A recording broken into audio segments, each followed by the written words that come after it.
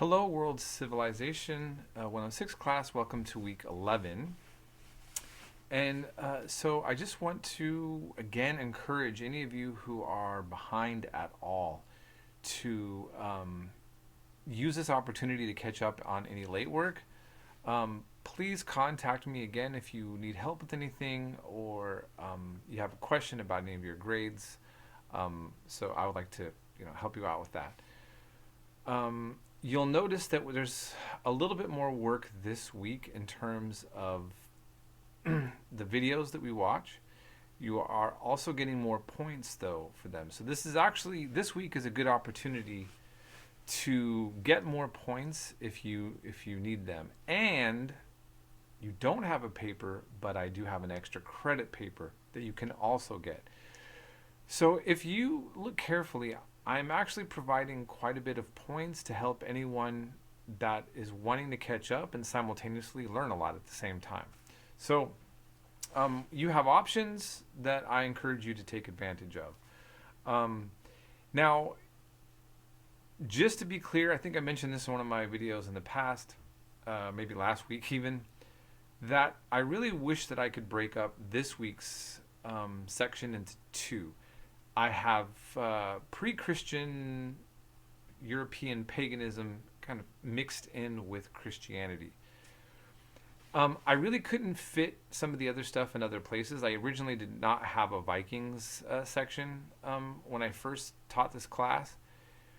But what in my mind, as I thought, looking at, let's say, the Celts, again, I would have liked to cover the Slavs a little bit better. I do at the end. Also, Hungary, and it's still not a complete picture of pre-Christian Europe and Christianity, but what I'm hoping that you can see is visualize how the European world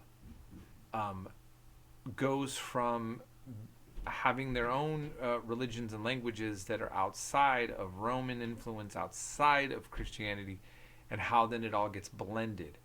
And if there's a lot of stuff that's covered, and some of it might be confusing. But even if you don't get all of it, I'm hoping that what you're going to start seeing, you're going to be able to start connecting how all this works. The more you learn, we're going to cover Islam soon, and this background is really going to help you with this. And then when we get to Africa again, I'm going to be really blending this history into African history, and you're going to see some similarities maybe you did not expect to. So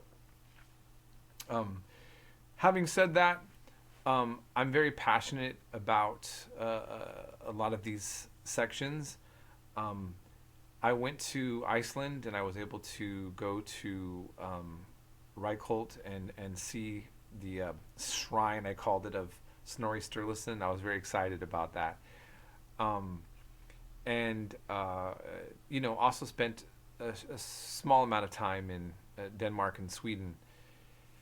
So this history fascinates me quite a bit, and just almost everything in this section, and the canonization of the Bible section.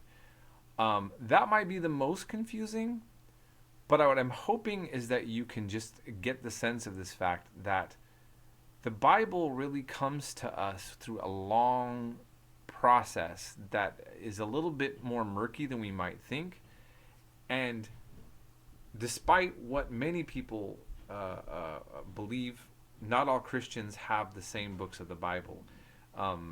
There's like the Gospels almost everybody has, and the Bible that you might own has most of the books that other Christians would have. But as you'll see, Ethiopia has the largest Bible canon. The Assyrian Church of the East actually has one of the smaller ones, at least in terms of the New Testament in particular. And Catholics have different Old Testament books than Protestants, although the Protestants are the ones that took them out. The Catholics did not add them, unless you're a person who believes that they were added long before things were documented, and when they did add them, it was improper. And then, anyways, I won't get into that. Look, we're not going. There's a theological debate, and then there's a historical debate. So, the bottom line is that I'm giving you an exposure to something that's very academic that a lot of religious people are not aware of, and you should find it interesting. And for those of you who are not aware, that didn't grow up in a religious household, the one thing to keep in mind is that for religious Christians, God's Holy Spirit is what brought the Bible to them the way it is, and many people will be satisfied with that answer. That's the religious answer to this historic question. But for secular historians, they obviously take a slightly different approach. So, anyhow, because we're covering so much, I would like to encourage you, if you have any questions, please contact me. I'd like to go over more. I think the last section is really going to be helpful for you all, realizing also some of the historical complexities of the Russian-Ukraine war that is still going on, still very devastating. Still many of us are in shock and disbelief over. But this does show also why Russian nationalists have a fixation on Kiev in particular and Ukraine in general. And this history might help kind of explain some of that on top of the Christian history that we're learning. So that's all I'll say for now. Again, contact me if you need anything. I hope you're doing all right, and we'll be in touch.